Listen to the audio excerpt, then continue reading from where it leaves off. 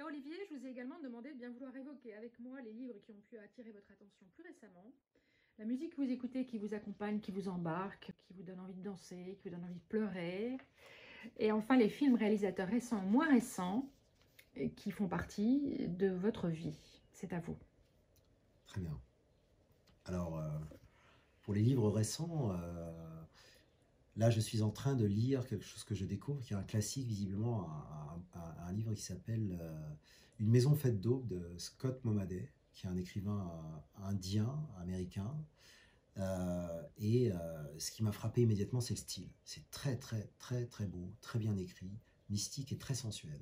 J'en suis vraiment au début, mais je suis totalement accroché. Là, ces derniers temps, j'avoue que je lis aussi pas mal d'histoires. Je m'intéresse énormément à la théologie, aussi du coup je lis de la théologie.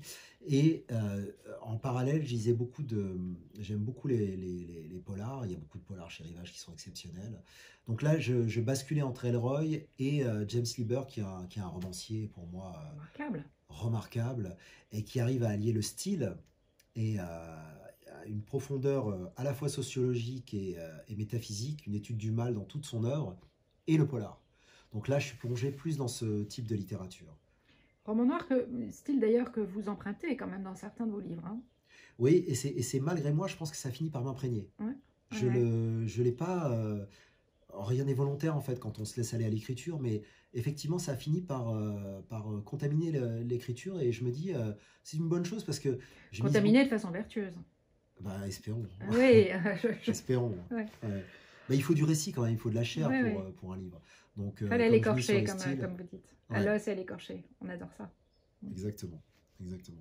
Donc là, c'est ça, en ce moment, ce que je lis, les contemporains que j'aborde. Ouais. Et ouais, je suis plutôt de ce côté-là, là, pour l'instant. Ouais. Et je lis très lentement en ce moment, peut-être parce que mon livre sort ou j'en sais rien, mais je prends mon temps et j'apprécie. Je lis beaucoup de poésie aussi. Mais là, je reviens au classique, je pioche, je vais un peu partout, quoi. Alors, une question comme ça, si vous deviez vous retenir un livre, un seul livre, un auteur. Un seul auteur, un seul Ouais, livre, ouais, Absalom, Absalom de William Faulkner. Voilà, d'accord. sans hésiter. Le livre que vous n'avez jamais pu finir. Alors, terrible, hein, j'ai un peu honte, mais Le Château de Kafka. Mm. Je me sens beaucoup d'affinité avec Kafka, mais je n'y arrive pas. C'est impossible. Peut-être parce que c'est la langue, moi, qui me gêne. Peut-être qu'en allemand, ça doit être beaucoup plus beau. Et en français, la langue me parle pas. Un livre à offrir à quelqu'un qui ne lit pas. Un livre à offrir. Alors, je pense que offrir un livre à quelqu'un qui ne lit pas, il faut quand même être ambitieux. Mm. Euh, Madame Bovary, Mm. C'est bien. tant qu'à faire. Ah oui, Ouais, tant qu'à ouais, faire. ouais, ouais. Alors, le cinéma. Le cinéma, vaste. Évidemment, alors, j'ai mes réalisateurs fétiches à la fois italiens, à la fois américains. Sergio Leone, et là il y a des histoires très intimes pour moi, ça touche à l'enfance. Sergio Leone, pour moi, c'est merveilleux, il était du fond d'Amérique, notamment. Et puis pour son approche aussi, il a une approche à la fois euh, ironique et métaphysique des choses. C'est-à-dire il est capable de traiter, d'aborder la question du bien et du mal tout en étant drôle. Et puis il a une esthétique. Donc me touche énormément, son côté, la présence de l'amitié dans ses films, etc. Je trouve ça magnifique. J'aime Kubrick, j'adore Terrence Malick, qui m'arrache des larmes carrément. Enfin bon, À chaque fois. ah, non, pas à chaque fois, parce qu'il y en a un Il y en a ou un ou deux deux où il quand est allé même un qui peu trop loin. sont... Ouais, Ouais, donc à la merveille, là, ça m'a laissé complètement froid, je suis resté en dehors. ouais. Mais il y a notamment Rouge. la ligne rouge, Mm. l'ouverture, mais tout le film de toute façon. Tout le film. C'est Hein. presque un roman, Ouais. le film. L'ouverture, il commence par un alligator qui sort d'un marais, et déjà tout est dit, quoi, tout est Mm. expliqué. Et la fin, enfin, c'est un pur chef-d'œuvre. Ouais. Donc ça, oui, ça, ce sont des films. Scorsese, Coppola, enfin, c'est ce genre de... Évidemment, quand je le dis là, je me dis, évidemment, ça correspond à ce que je lis, à la façon dont j'écris, enfin, ça fait partie de... Je dirais que ça me constitue, en fait. Tous ces auteurs-là, tous ces cinéastes-là me constituent. Et j'en oublie parce qu'il y en a énormément.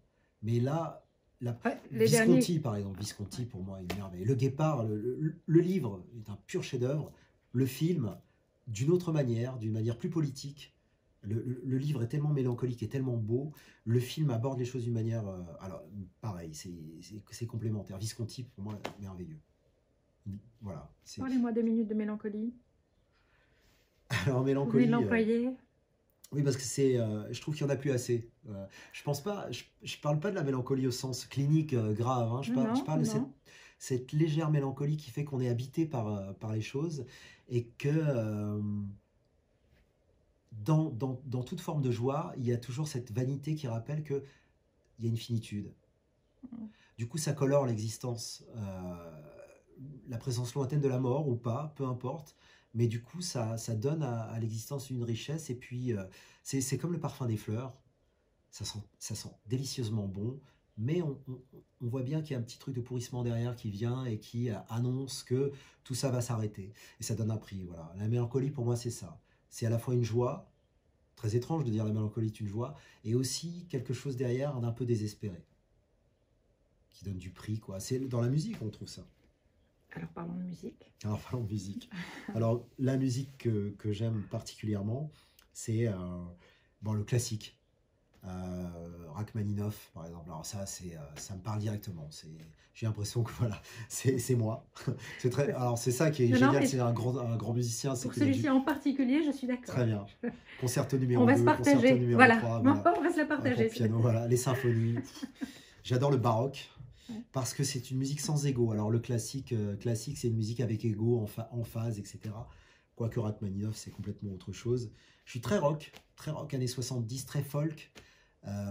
Parce que c'est pareil, ça rejoint la littérature un peu sensuelle, sensorielle, etc. Et là, je suis en train d'entamer, à jazz aussi, et là, je suis en train d'entamer ma compagne m'entraîne vers la musique brésilienne, elle m'apprend tout, et c'est une découverte pour moi, et j'y vais. C'est merveilleux de découvrir. Pareil, très habité par quelque chose de très mélancolique, avec des mélodies qui sont complètement... qui me touchent vraiment. Donc là, pour danser, pour vivre, pour entendre la musique brésilienne commence à rentrer dans ma vie très très fortement. Voilà. Les grands classiques, des choses que je ne connaissais pas. Alors, même question, un morceau pour danser. Un morceau pour danser, alors là, vous savez ce que je dirais? Moi, je dirais un morceau pour danser et un morceau, ça va vous paraître étrange peut-être, pour boxer. Parce que pour moi, c'est la même chose. J'adore la boxe, je boxe, etc. Et ça serait James Brown. Voilà. Ah, Parce qu'on on peut pas mieux s'entraîner, je trouve, à la boxe que sur Brown, et ça devient de la danse. Donc ça serait ça, pour moi. Voilà. un morceau ou un compositeur qui vous fait pleurer? En dehors de Rachmaninoff. Malheur. Malheur, ouais. Malheur, la cinquième. La cinquième? Ouais, bah ouais, ouais. Et en plus avec la mort à Venise, etc. Ouais, Malheur. Ouais. Malheur et Brahms. Brahms, c'est la huitième, c'est inachevé. Un morceau ou encore une fois, un compositeur avec lequel vous pouvez écrire? Bach et les compositeurs ou les musiques très modernes en boucle. Parce qu'au bout d'un moment, ça donne un rythme, c'est lancinant, et j'entends presque plus la musique. Mais mon écriture se conforme, et j'écris souvent en musique. Parce que mon écriture finit par se conformer à ce que j'entends lointainement. Enfin, ça me met en jambe, quoi. Voilà. Et en forme d'hypnose, en fait. C'est quasiment hypnotique. Exactement, c'est hypnotique. Voilà, c'est ça. C'est hypnotique. Ouais. Merci beaucoup. Merci à vous.